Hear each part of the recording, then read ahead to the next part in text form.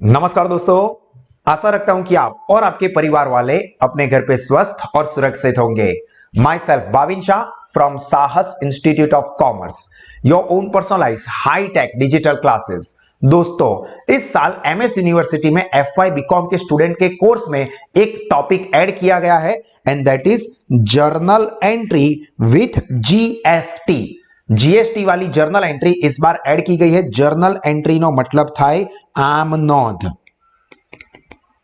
અને जीएसटी ने તમે કહો છો વસેક मतलब કે વસ્તુ અને સેવા કર। ગુજરાતીમાં વસ્તુ અને સેવા કર તો વસ્તુ અને સેવા કર વાળી આમ નોંધ, इंग्लिश में कहेंगे जर्नल एंट्री विथ जीएसटी। अब यहां पे आपको सीधा जर्नल एंट्री के ऊपर फोकस करवाया है कॉलेज में, बट इसके लिए बहुत जरूरी है कि आपको जीएसटी के फंडामेंटल्स पता हो। मतलब के वस्तु અને સેવા કર વિશેની બધી જ માળખાગત વાતો એકદમ પરફેક્ટ ખબર હશે તો તમે આ જર્નલ એન્ટ્રીને પણ વધારે સરસ રીતે સમજી શકશો। તો જો તમારી પાસે આ જીએસટી ને લગતી વધારે માહિતી ના હોય તો અહીંયા આઈ બટન પર ક્લિક કરીને અથવા આ વિડિયોના ડિસ્ક્રિપ્શનમાં મેં લિંક આપી છે જેમાં અમે જીએસટી ના 3 एक्सीलेंट फंडामेंटल सेशन आपेला छे, जेमां एकदम पायाथी शुरुआत करीने जीएसटी नी बधी ज वातोने कवर करी छे, जिससे कि आप लोगों को जीएसटी के बारे में बहुत ही बढ़िया सा कॉन्सेप्चुअल नॉलेज मिलेगा। तो आप लोग उस तीनों वीडियो को जरूर देख ले, लिंक नीचे डिस्क्रिप्शन में दी हुई है, और इसके बाद ही ये जर्नल एंट्री वाला कॉन्सेप्ट देखें ताकि आपको कोई भी कंफ्यूजन ना रहे। तो देखो दोस्तों, ये जो है वो कॉलेज में से आया हुआ जीएसटी का मटेरियल है।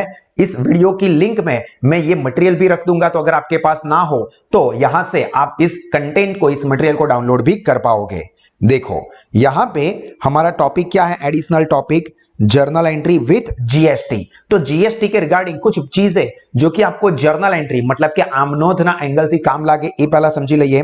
तो देखो GST means goods and service tax is one of the most important part of the journal entry, and business entities that are registered with the GST they have to pass journal entry with GST amount। मतलब जिन्होंने GST का registration करवा दिया है उन business को compulsory journal entry GST के साथ ही पास करनी होगी।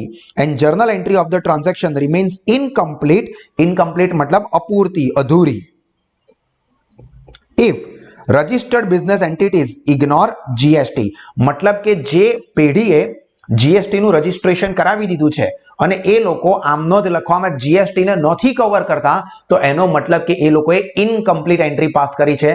कहेवानो मतलब ए छे के जे पण बिजनेस जीएसटी नु रजिस्ट्रेशन करावी दीधुं छे ए लोकोए जर्नल एंट्री में जीएसटी नो पार्ट लेवो ज पड़शे। अने एनी माटे फॉलोइंग पॉइंट्स मतलब नीचेना मुद्दाओने ध्यानमां राखवा पड़से। फॉलोइंग पॉइंट्स मतलब नीचे ना मुद्दा। तो उन सभी पॉइंट्स को हम लोग डिटेल में समझ लेते हैं।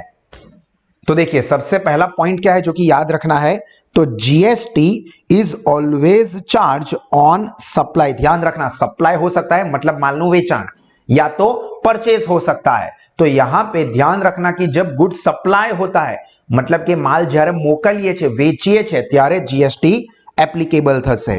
सप्लाई ऑफ गुड्स और सप्लाई ऑफ सर्विस बेमांथी जे पण होय, दैट मीन्स कि taxable event under GST is supply. MCQ के लिए ये चीज ध्यान रखनी है, टैक्सेबल इवेंट क्या होगा, सप्लाई। ये मेन वर्ड है, एमसीक्यू के लिए काम लग सकता है कि सप्लाई के टाइम पे जीएसटी एप्लीकेबल होता है। इस चीज को आप लोग अच्छे से याद रखना। Then second, there are two parties under the GST. Obviously दो लोग होंगे, एक बेचने वाला, एक खरीदने वाला। मतलब कि दो पार्टी में से एक होगा सप्लायर यानी कि सेलर माल बेचनार, और दूसरा होगा रेसिपिएंट मतलब के बायर खरीदनार। एक खरीदनार और सप्लायर मतलब बेचनार। तो दो पार्टी यहां पे इन्वॉल्व होती है। उसके बाद ये भी इंपॉर्टेंट चीज है कि GST is neither income not an expense. ना ही जीएसटी इनकम है ना ही एक्सपेंस है, क्योंकि वो लेके फिर गवर्नमेंट को ही दे देनी है। तो यहां पे जीएसटी हमारे लिए इनकम बिल्कुल भी नहीं है। हाँ, मिलता जरूर है पर वो तुरंत हमें सरकार को ही पे करना होता है। Then fourth point, GST is collected from the recipient of the goods. मतलब माल खरीदनार पासेथी जीएसटी कलेक्ट करवामां आवे छे at the time of supply and it's paid to the government after claiming credit. मतलब के जो कस्टमर है उसके पास से जीएसटी लिया जाता है और फिर गवर्नमेंट को वो जीएसटी पे कर दिया जाता है। Then fifth point, amount of GST is paid at the time of receipt of supply, that is purchase, and is claimed as credit while paying the GST to the government. Such credit is known as input credit. Important चीज है, what is input credit? ये चीज आपको अच्छे से ध्यान रखनी है। देखो मैं आपके लिए हाईलाइट भी कर देता हूं और ध्यान से समझना। Amount of GST is paid eight the time of receipt of supply, मतलब जब गुड्स खरीदते हैं तब जीएसटी की अमाउंट पे की जाती है और उसको क्लेम किया जाएगा as credit while paying GST to government. मतलब जब हम गुड्स खरीदते हैं तो जीएसटी की अमाउंट पे करते हैं और जब हम लोग यहां पे क्लेम करेंगे, जीएसटी जब पे करेंगे गवर्नमेंट को, तब हमने ऑलरेडी जो जीएसटी पे कर दिया है गुड्स खरीदते वक्त उसको क्लेम मांगेंगे कि भाई देखो हमने गुड्स खरीदते वक्त इतना जीएसटी ऑलरेडी हमारे सप्लायर को दे दिया है, तो इतना जीएसटी हमको कम देना पड़ेगा, मतलब हम क्लेम करेंगे, पाछा मांगीसु, जिसको हम बोलेंगे इनपुट टैक्स क्रेडिट। क्या कहा है, ध्यान से समझना। जब हम लोग गुड्स खरीदते हैं तो हम ये जीएसटी की अमाउंट पे करते हैं सप्लायर को, जिसके पास हम गुड्स खरीदते हैं उसको। फिर जब हम लोग किसी जीएसटी सरकार को पे करते हैं, ऑब्वियसली हमने भी किसी को गुड्स बेचा होगा जिसके पास से हमने जीएसटी लिया होगा, तो वो जीएसटी हम लोग सरकार को पे करेंगे। जब हम सरकार को जीएसटी पे करेंगे तब हम क्लेम करेंगे कि देखो हमने गुड्स खरीदते वक्त इतना जीएसटी ऑलरेडी सप्लायर को दे दिया है, तो वो जीएसटी हमको कट करके दो। तो कट करके दो मतलब कि हम लोग क्या मांग रहे हैं, इनपुट टैक्स क्रेडिट। ये चीज आपके लिए काफी इंपॉर्टेंट है। उसके बाद सिक्स्थ पॉइंट, इफ सेल्स और purchase is made with in the state, ये ध्यान रखना इंपॉर्टेंट चीज है, विथ इन द स्टेट मतलब एक राज्यनी अंदर, then it is intra state supply, और उस केस में दो जीएसटी एप्लीकेबल होंगे, सीजीएसटी एंड एसजीएसटी। सीजीएसटी मतलब central goods and service tax and SGST means state goods and service tax. ये सारी डिटेल मैंने जीएसटी के जो 3 सेशन लिए हैं फंडामेंटल्स के, उसके अंदर कवर करवाया हुआ ही है।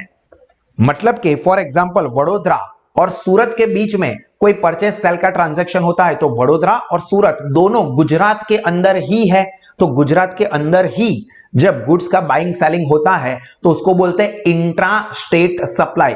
एक ज રાજ્યની અંદર થયેલો સપ્લાય અને એક જ રાજ્યની અંદર જ્યારે આવી રીતના બાઇંગ સેલિંગ થાય ત્યારે બે પ્રકારના જીએસટી એપ્લિકેબલ થશે, એક સીજીએસટી मतलब central goods and service tax and SGST state goods and service tax. वहीं पे इफ सेल्स और purchase is made outside the state then inter state supply and only IGST will be levied. Levied मतलब लगाववू, levied no मतलब थाय लगाववू, charge करवो। तो जारे आउटसाइड द स्टेट मतलब गुजरात અને पंजाब ની વચ્ચે गुड्स बाइंग सेलिंग थाय छे तो आ इंट्रा स्टेट नहीं थયું, एक ज राज्यની અંદર नहीं થયું, एक राज्य અને બીજા રાજ્યની વચ્ચે થાય છે તો એને કહેવાશે इंटर गुड्स, इंटर सप्लाई मतलब एक राज्यમાંથી બીજા राज्यમાં। और उस सिचुएशन में दो अलग अलग जीएसटी नहीं लगेंगे, एक ही जीएसटी लगेगा, IGST, integrated goods and service tax. ये सारी चीजें एमसीक्यू में आपको काम लग सकती है। इसके बाद यहां पे क्या कहा है, परचेस ऑफ गुड्स और सर्विस डिनोट्स इनपुट। ध्यान रखना परचेस है तो वो इनपुट को दिखाता है, परचेस इनपुट को दिखाएगा, और सेल्स है तो वो डिनोट करता है आउटपुट। ये वर्ड याद रखना कि परचेस करते हैं वह तब इनपुट जीएसटी लगेगा या इनपुट क्रेडिट लगेगा, और जब सेल किया है तो आउटपुट वर्ड लगेगा। एंड 10 नंबर का पॉइंट यानी कि आखिरी पॉइंट जिसके अंदर यहां पे क्या कहा गया है,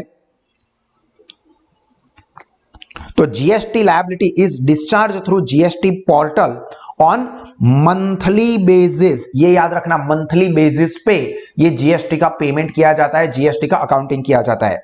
and electronic cash ledger is used to make the payment, मतलब ऑनलाइन पेमेंट किया जाता है गवर्नमेंट को इलेक्ट्रॉनिक फॉर्म में। मेन चीज क्या याद रखना है कि जीएसटी की जो लायबिलिटी होती है वो हर महीने मंथली बेसिस पे की जाती है। क्लियर? तो ये सभी 10 के 10 पॉइंट है, ये काफी इंपॉर्टेंट है जिसके अंदर से आपको एमसीक्यू के लिए काफी सारे पॉइंट मिल सकते हैं। अब दोस्तों अगर आपकी ये फंडामेंटल थ्योरी हो गई है तो हम यहां पे जो दो एग्जाम्पल की बात की हुई है उन दो एग्जाम्पल को डिस्कस करेंगे, जिसमें एग्जाम्पल नंबर 1 है इंट्रा स्टेट नेचर का। इंट्रा स्टेट नेचर मतलब विथ इन सेम स्टेट, मतलब कि फॉर एग्जाम्पल गुजरात के अंदर ही हम मान लेते हैं कि दो सिटी है यहां पे जो हमको दिया हुआ है राजकोट एंड भावनगर, उन दोनों के बीच में ही यहां पे ट्रेडिंग हुआ है, तो ये दोनों एक ही स्टेट के अंदर आते हैं, यानी कि ये इंट्रा स्टेट सप्लाई का है। अब यहां पे जीएसटी की जर्नल एंट्री के लिए ये चीज ध्यान रखना कि दो इंपॉर्टेंट पॉइंट मैं बता रहा हूं। एक, परचेस हुआ है, परचेस की जब एंट्री आती है तो GST input receivable account debit होगा। क्या कहा मैंने? परचेस की जब एंट्री होती है, इस चीज को आप बहुत अच्छे से अपने माइंड में फिट कर देना, जीएसटी इनपुट रिसीवेबल अकाउंट ये डेबिट किया जाएगा, मतलब परचेस की एंट्री में जीएसटी अकाउंट डेबिट होने वाला है। और दूसरी इंपॉर्टेंट नोट सेल के टाइम की, तो दूसरा जब हम सेल कर रहे हैं तो सेल की एंट्री के वक्त जीएसटी, अब कोई भी जीएसटी हो सकता है, सीजीएसटी, एसजीएसटी या आईजीएसटी, वो तो नाम अलग अलग हो सकते हैं, पर जीएसटी आउटपुट पेबल अकाउंट ये क्या होगा? क्रेडिट ही होगा। तो परचेस की एंट्री में जीएसटी अकाउंट डेबिट होगा, सेल्स की एंट्री में जीएसटी अकाउंट क्रेडिट होगा। इस चीज को आप बहुत अच्छे से अपने माइंड में फिट कर देना, काफी इंपॉर्टेंट है। मैं यहां पे आप लोगों के लिए इसको अच्छे से बॉक्स बना देता हूं और ये नोट आप लोग आपकी नोटबुक में भी प्रॉपरली लिख देना, मोस्ट इंपॉर्टेंट। ठीक है, ये याद रह जाएगा तो कोई गलती आपकी नहीं होगी जर्नल एंट्री में। चलिए अब ये रूल को ध्यान रखेंगे और यहां पे हम लोग ट्रांजैक्शन देखते हैं क्या दिया हुआ है एग्जांपल में, और इसके हिसाब से हम लोग जर्नल एंट्री पास करते हैं। तो देखो, अविनाश ऑफ अहमदाबाद, देखो यहां पे अहमदाबाद है, has purchase goods of ₹2 lakh from Rajesh of Rajkot and payment is made by cheque. Payment cheque से करना है, परचेज किया हुआ है। The entire goods he has sold to Bhavesh of Bhavnagar for ₹2,40,000 and payment received through check. Payment cheque से हुआ मतलब पहले खरीदा हुआ है। अहमदाबाद का जो अविनाश है उसने गुड्स खरीदा फ्रॉम राजेश ऑफ राजकोट और उसके 2 लाख में, और फिर उसने ये पूरा का पूरा गुड्स 2,40,000 में बेच दिया भावेश ऑफ भावनगर को। अब यहां पे 12% जीएसटी रेट इज एप्लीकेबल, जिसमें से देखो 12% तो टोटल हो गया। अब जब इंट्रा स्टेट हो तो आईजीएसटी और सीजीएसटी एंड एसजीएसटी दो लगते हैं, तो दोनों के रेट यहां पे बता दिया है कि सीजीएसटी 6% है एंड एसजीएसटी भी 6% है।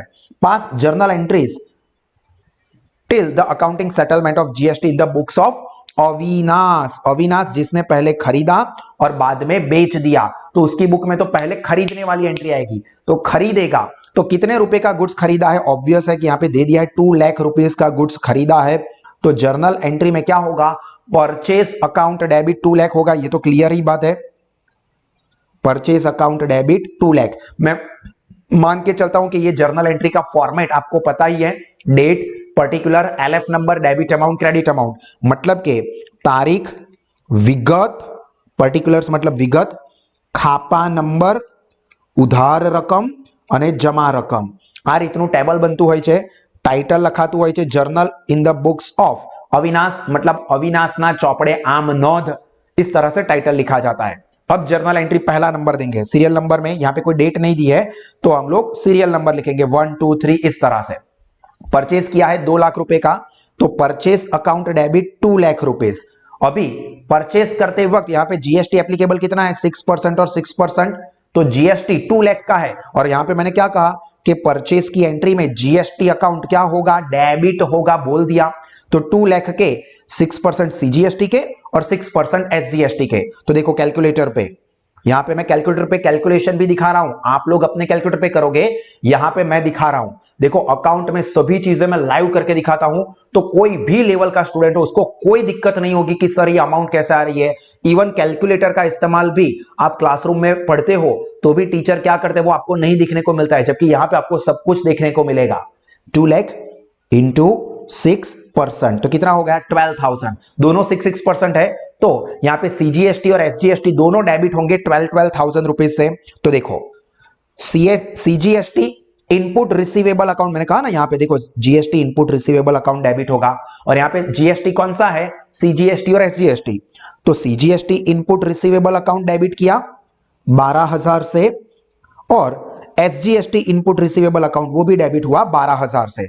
और ये टोटल अमाउंट परचेस किया है गुड्स तो पे करते हैं, तो ये टोटल अमाउंट बैंक अकाउंट में क्रेडिट होगी, पेमेंट किया है तो टोटल कितनी अमाउंट होगी, तो देखो 12,000 सीजीएसटी के प्लस 12,000 एसजीएसटी के प्लस 2 लाख रुपीज गुड्स के, तो कितना हो गया 2,24,000। तो यहां पे 2,24,000 रुपीज ये बैंक अकाउंट में क्रेडिट हुआ। ये हो गई हमारी परचेस की एंट्री।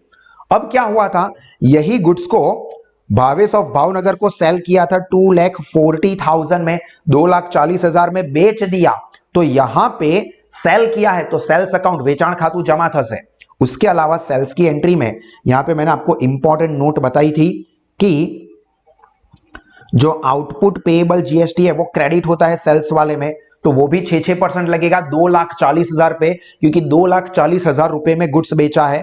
तो यहां पे देखो कैलकुलेटर पे 2,40,000 के 6%, तो 14,400। तो देखो यहां पे 14,400 CGST output payable and SGST output payable 14,400 plus जो गुड सेल किया है 2,40,000 का, वो तो सेल्स अकाउंट क्रेडिट होगा ही, और ये सारे के सारे रुपए भावेश ऑफ भावनगर के पास से अविनाश रिसीव करेगा, क्योंकि जब हम सेल करते हैं तो कस्टमर के पास से पैसे लेते हैं गुड्स के भी और जीएसटी के भी। तो टोटल यहां पे एंट्री क्या बनेगी, बैंक अकाउंट डेबिट, जिसमें 2,40,000 तो सेल्स की अमाउंट है प्लस 14,400 एसजीएसटी, 14,400 सीजीएसटी और 2,40,000 की ओरिजिनल अमाउंट, तो 2,68,800। तो देखो पूरी जर्नल एंट्री क्या बनेगी, बैंक अकाउंट डेबिट 2,68,800, वो कैसे आए, इन तीनों अमाउंट का टोटल, गुड्स की प्राइस प्लस दोनों सीजीएसटी और एसजीएसटी के अमाउंट। तो bank account debit 2,68,800 to sales account 2,40,000 to GST कौन सा, सीजीएसटी आउटपुट पेएबल अकाउंट 14,400 जो कि 6% के हिसाब से आया, and similarly to SGST output payable account 14,400। Clear. अब यहां पे सेटलमेंट करना है, तो देखो यहां पे 14,400 ये जीएसटी पेएबल हो गया, और यहां पे मतलब कि कलेक्ट किया, और भावेश ऑफ भावनगर के पास से हमने 14,400 सीजीएसटी एंड 14,400 एसजीएसटी लिया। उसके सामने हमने जो राजकोट के थे, कौन था भाई राजकोट का, राजेश, उसको ये ऑलरेडी 12,000 तो पे कर दिए हैं, तो वो निकाल देंगे। बोला ना इनपुट क्रेडिट, ये वाला टॉपिक हमने देखा, इनपुट क्रेडिट, ये 5th नंबर का इंपॉर्टेंट पॉइंट वो यहां पे एप्लीकेबल होगा कि 14,400 के जीएसटी हमने लिए, तो वो दोनों अब डेबिट होंगे। कौन सा, ये वाला, ये दो। यहां पे मैं पेन का कलर चेंज करता हूं ताकि आपको अच्छे से समझ में आ जाए। तो देखिए यहां पे ये 14,400 जो हमने लिए थे वो डेबिट होंगे, उसके सामने 12,000 ये इनपुट वाले थे, उसको हम लोग क्रेडिट करेंगे, जो कि हमने यहां पे ऊपर डेबिट किया था। देखो ये डेबिट किया था, अब सेटल कर रहे हैं तो उसको क्रेडिट करेंगे, तो नेट जो अमाउंट होगी वो हमें गवर्नमेंट को देनी होगी। तो यहां पे कितना पेमेंट अविनाश करेगा, तो कैलकुलेटर पे देखो 14,400 output CGST plus 14,400 output SGST, उसमें से 12,000 इनपुट सीजीएसटी के और 12,000 इनपुट एसजीएसटी के, तो नेट कितना बचा 4,400, जो कि पेमेंट यहां पे उसको करना पड़ेगा। तो यहां पे देखो 4,800 सॉरी, तो ये 4,800 बैलेंस की अमाउंट, ये देखो मैंने कैलकुलेटर पे 14,400 प्लस 14,400, देखो मैं 14,000 लिख दिया था इसलिए प्रॉब्लम हो गया था, माइनस 12,000 माइनस 12,000, तो 4,800 ये गवर्नमेंट को पे करेंगे। तो to electronic cash ledger account, जो कि कहा ना कि इलेक्ट्रॉनिक कैश लेजर अकाउंट में यहां पे ट्रांसफर करना होगा। यहां पे हमने ऑलरेडी देख लिया, देखो ये electronic cash ledger is used, तो उससे हम लोग ट्रांसफर करेंगे और फाइनली ये इलेक्ट्रॉनिक कैश लेजर में ट्रांसफर करके फिर उसका पेमेंट कर देंगे। तो ये electronic cash ledger account debit to bank account जो कि हमने गवर्नमेंट को पे कर दिया। तो इस तरह से 4 एंट्री आएगी।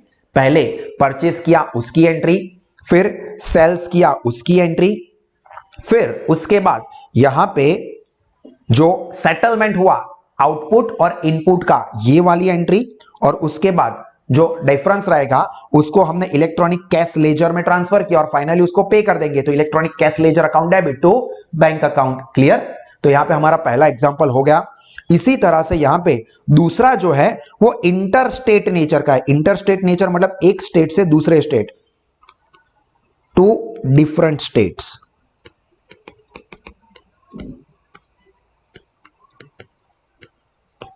टू डिफरेंट स्टेट्स यहां पे एप्लीकेबल होंगे। तो यहां पे सीजीए और एसजीएसटी दो अलग अलग नहीं लगेंगे बट एक ही लगेगा, एंड दैट इज आईजीएसटी। तो मेरा रिकमेंडेशन रहेगा कि आप खुद ट्राई करें, क्योंकि YouTube पे जो स्टूडेंट ये सेशन देख रहे हैं उन लोगों के लिए सेशन यहां पे कंप्लीट हो रहा है। अगर आप लोगों को ये पूरा सेशन देखना है और इसी तरह से सभी सब्जेक्ट के, सभी एक्स्ट्राऑर्डिनरी कॉलेज के अपडेटेड कंटेंट को सीखना है at the very lowest fees, तो गूगल प्ले स्टोर से आज ही साहस स्मार्ट स्टडीज ऐप को सब्सक्राइब करें और बेस्ट क्वालिटी का एजुकेशन एक्सपीरियंस करें, जिससे आपका नॉलेज, रिजल्ट और करियर टेरिफिक लेवल पे बढ़ सकता है। तो इसका बेनिफिट आज ही लीजिए। और जो स्टूडेंट साहस स्मार्ट स्टडीज ऐप पे ये सेशन देख रहे हैं उन लोगों के लिए सेकंड एग्जांपल का सॉल्यूशन भी अभी कंटिन्यू ही है। तो देखो यहां पे क्या बताया हुआ है, Avinash of Ahmedabad purchase goods of ₹2 lakh